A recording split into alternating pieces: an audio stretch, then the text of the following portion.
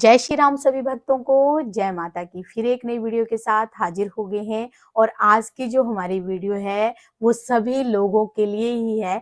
क्या लोग जो है हमारी पूजा को खराब कर देते हैं या क्या इस बात पे सच्चाई है कि लोग भी हमारी पूजा को खराब कर सकते हैं। सुना तो ये था कि देवी देवता या फिर प्रेत जो है हमारी पूजा को खराब करते हैं, पर आज जानेंगे कि कैसे जो संसार में रहने वाले लोग हैं वो भी आपकी पूजा को खराब कर सकते हैं।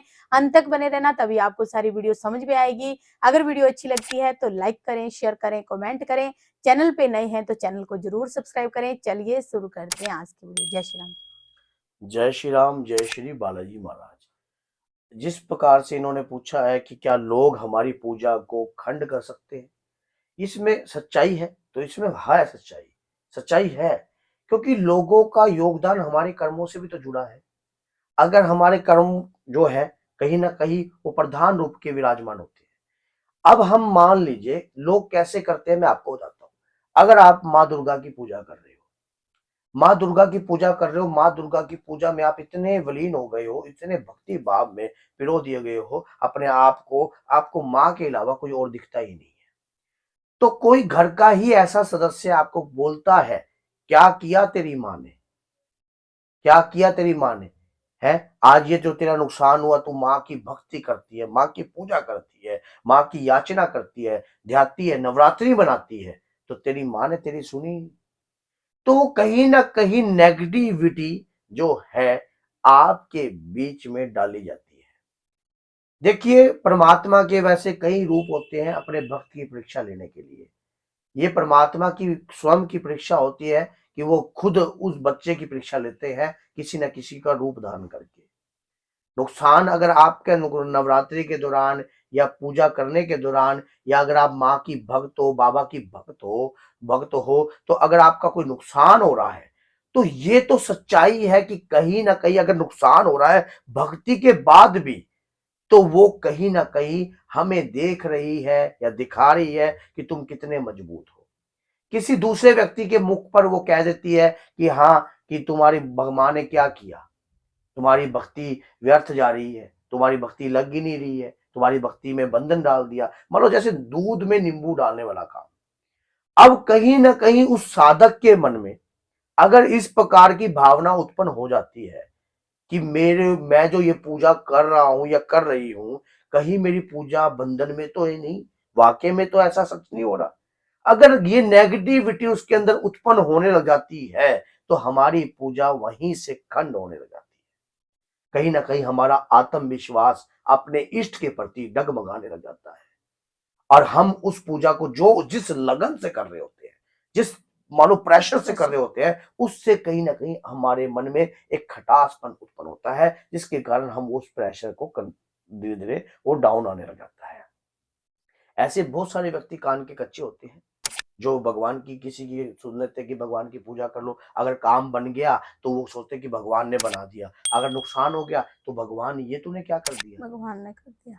तो ये चीज नहीं होती है। देखिए, भगवान सबके कार्य करते हैं, जो भी हमारे प्रति परमात्मा कर रहा है उसमें हमारा ही हित है। क्या आपके माता पिता कभी आपका अनहित सोच सकते हैं? नहीं सोच सकते। इसी प्रकार से जब हम भगवान की पूजा करते हैं, याचना करते हैं, तो वही किसी ना किसी का रूप धर के हमारे को ठेस पहुंचाते हैं। कहीं अपने भक्त को चेक करने के लिए, देखने के लिए कि इसकी आस्था कितनी मजबूत है मेरे प्रति। कहीं अगर प्रॉफिट हो जाए तो भगवान, अगर नुकसान हो जाए तो भी भगवान। देखिए, मैंने एक वीडियो बनाई थी, दुख और सुख हमारे जीवन के आधार है। जैसे हमारे शरीर के ये दो हाथ है, दुख और सुख, इनको आप भी अलग नहीं कर सकते अपने आप से। क्या आप एक हाथ के बगैर रह सकते हो? क्या नहीं रह सकते। इसी प्रकार से भगवान हमारे जीवन को संतुलित करके चलते हैं, हमारे जीवन तराजू को बराबर लेकर चलते हैं, ताकि इसका दुख जो है, मानो सुख भी उतना देते हैं और दुख भी उतना देते हैं। और उस भक्ति से कहीं ना कहीं मानो दुख ज्यादा होता है तो उस तराजू को तोल देते हैं, उस तराजू का लेवल बना देते हैं। कहीं ना कहीं ये जो तराजू है एक लेवल में ही रहे मेरे बच्चे का। तो कई जो बाहर के लोग होते हैं, और वो कहीं ना कहीं भगवान भी परीक्षा लेते हैं, और कई बार वो लोग भी स्वाद लेते हैं कई बार कैसे बहुत सारे लोग होंगे जो आपके मानो कोई कोई किसी की बहू करती है, किसी की सास करती है, किसी का पति कर रहा होता है, मानो सुबह सुबह उठकर पूजा कर रहा होता है तो उसकी पत्नी ताने मारने आती है, करने लग गया ढोंग ढगास से, करने लग गया, क्या पा लिया तेने आज तक, है घर में खान नु दाने नहीं है और तू पूजा पाठ कर रहा है। तो ऐसे बहुत सारे लोगों के साथ हो रहा होगा। मैं ये नहीं कह रहा कि आपके साथ हो रहा है, कईयों के साथ ऐसा हो सकता है, क्योंकि हमारे पास ऐसे लोग आते हैं जो बोलते हैं कि हाँ भाई मैं जब भी पूजा करने बैठता हूँ मेरी पत्नी बोलती है, ये पत्नी बोलती है कि मेरा पति बोलता है, मैं क्या कि तेरी माँ ने क्या कर दिया, तेरे बाबा ने क्या कर दिया, कुछ नहीं कर दिया, मेरा नुकसान कर दिया, मेरा फलाना कर दिया, मेरा ये कर दिया। जब भी मैं पूजा पाठ करती हूँ, मैं एक व्यक्ति ने तो मुझे फोन करके कहा कि गुरुजी वो लेडीज है, उनका नाम मैं नहीं लूंगा, उन्होंने कहा कि गुरुजी मैं ना रोज सुंदरकांड का पाठ करती हूँ आपकी वीडियो देखकर 2 से 4, मैं जैसे ही सुंदरकांड का पाठ करने स्टार्ट करती हूँ उसी समय मेरा पति बोलने लग जाता है, उसी समय मेरा पति बोलने लगता है कि तेरा दोबारा ढोंग चालू हो गया है, वैसे तो तू फलाना करती है, ये करती है, वो करती है, कहता जब तक सुंदरकांड चलता है तब तक उसकी जिब्बिया बंद नहीं होती, क्या उसके अंदर नेगेटिविटी है? तो बेटा ऐसे नेगेटिविटी तो हो सकती है, लेकिन कहीं ना कहीं भगवान भी परीक्षा लेते हैं। अगर आप अधिक से ज्यादा पूजा भाव करने लग जाते हो तो अगर भगवान चाहे तो एक चुटकी में उसके मुंह भी बंद कर सकते हैं। तो कहीं ना कहीं अगर वो बोल रहा है तो आप देव शक्ति को जगाने का प्रयास कर रहे हो। लोग आपके आत्म बल पे ठेस पहुंचाते हैं, आपकी आत्मा पे ठेस पहुंचाते हैं ताकि आप भक्ति को छोड़ दो, और वो माध्यम जो है वो कहीं लोग बनते हैं और करते परमात्मा भी है। इसमें परीक्षा भी होती है। अगर मान लो कोई नया व्यक्ति हो गया जो कान का कच्चा है और वो लगातार मान लो शिवलिंग पे जल चढ़ाने लग गया, लगातार उसने 41 दिन तक शिवलिंग पर जल चढ़ाया और देखा लॉस प्रॉफिट, देखा मेरा कोई काम बना या नहीं बना, और चढ़ाया, फिर किसी ने उसको ताना मार दिया, उसने कहा अरे शिवलिंग पे जल नहीं चढ़ा, तेरे को पीपल पे दीपक लगाना चाहिए था। तो उसने क्या शिवलिंग का जल छोड़कर पीपल पे लग गया वो। तो क्या है, उससे भी आपकी जो पूजा पद्धति पाठ होते हैं वो खंड हो जाती है। लगातार आप उसको पूर्ण नहीं करते, आप उसको छोड़ देते हो, दूसरी जगह बढ़ जाते हो, उससे दोष भी उत्पन्न होता है।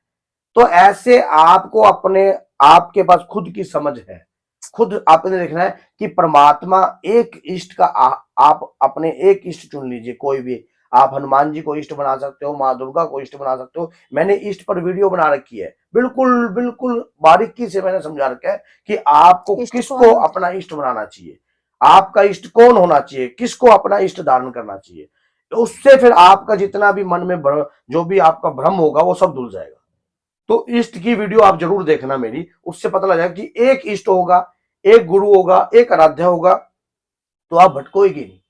आप उन्हीं को ध्याते रहोगे, मनाते रहोगे, पूजा करते रहोगे, तो ऐसा तो कभी भी नहीं है। आप 10वीं की किताब पढ़ लीजिए कोई भी, लगातार अगर आप 4 साल से पढ़ रहे हो तो वो पल्ले पड़ जाएगी आपकी। क्यों?